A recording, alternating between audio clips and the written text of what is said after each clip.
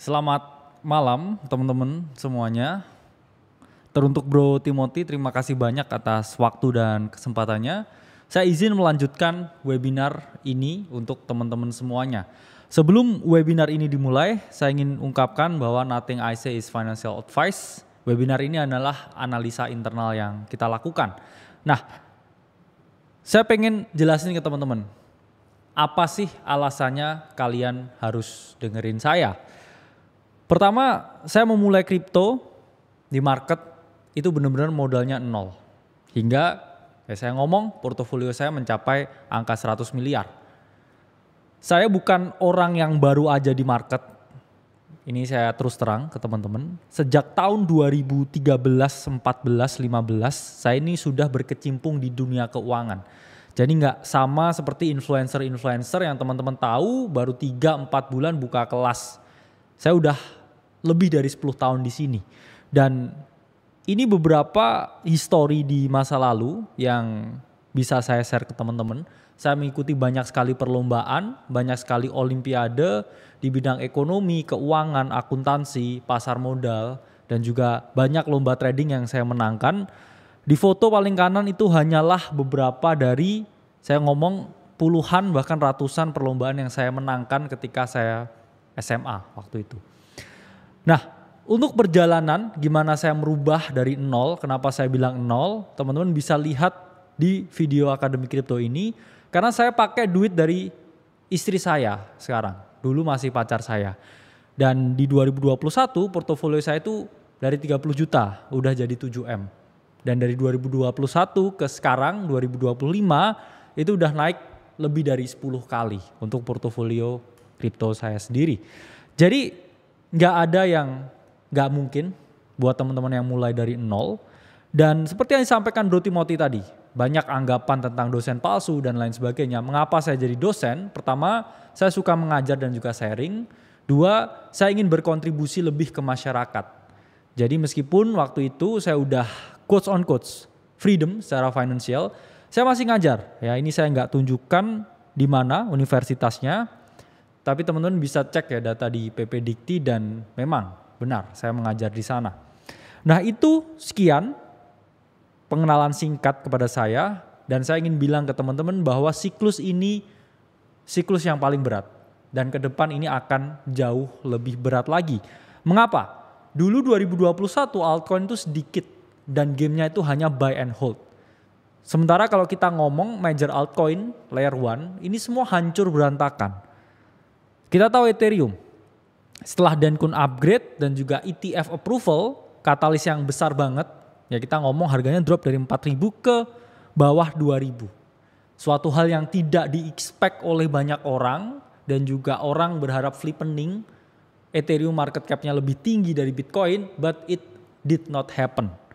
Dan kita lihat juga Toncoin yang digadang-gadang sebagai this is gonna be the next big layer 1 karena basis user dari Telegram itu sangat banyak, tapi apa yang terjadi?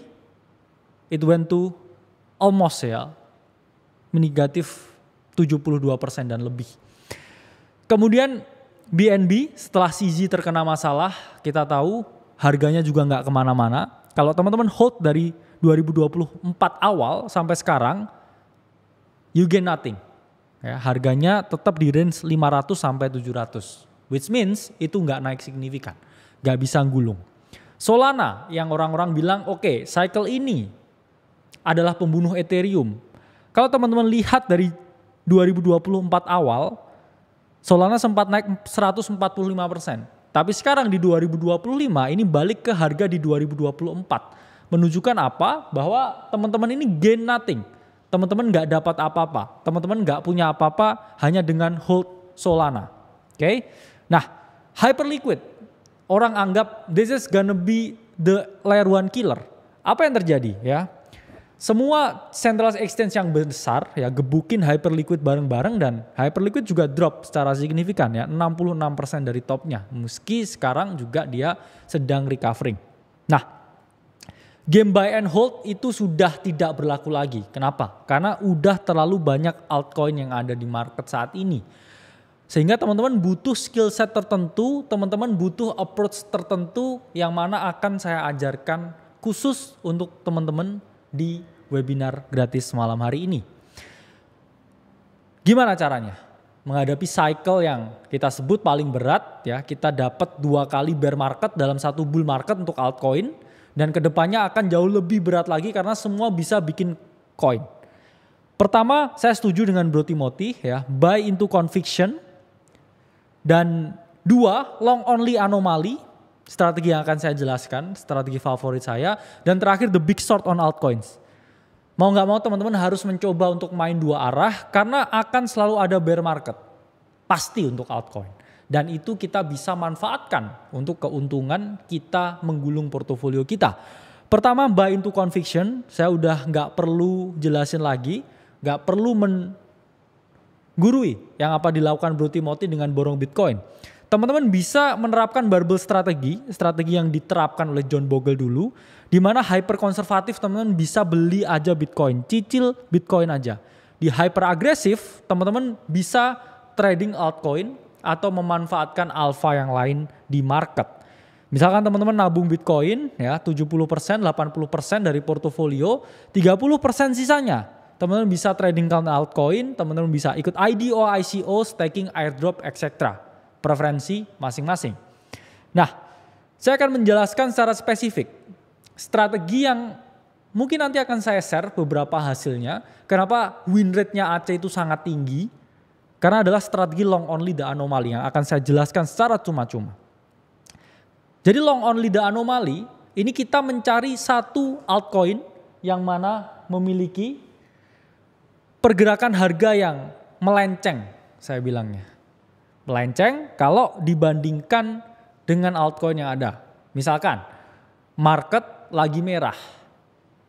Ya, ini ada contoh, Uniswap drop, HBAR drop, XLM drop, SUI drop. Tapi hanya ada satu contohnya di sini yang hijau, yaitu adalah Avalanche atau AVAX. Di sini kita bisa membangun suatu tesis yang objektif. Semuanya merah, lautan merah, hanya ada satu yang hijau. Berarti satu yang hijau di lautan merah itu memiliki kekuatan. Dan kita hanya membeli pada aset yang kuat atau buy into the strength. Sama seperti teman-teman yang all in di Bitcoin. You buy into the strength. Ketika ada satu aset yang kekuatannya itu paling kuat, ya kamu buy into the winners.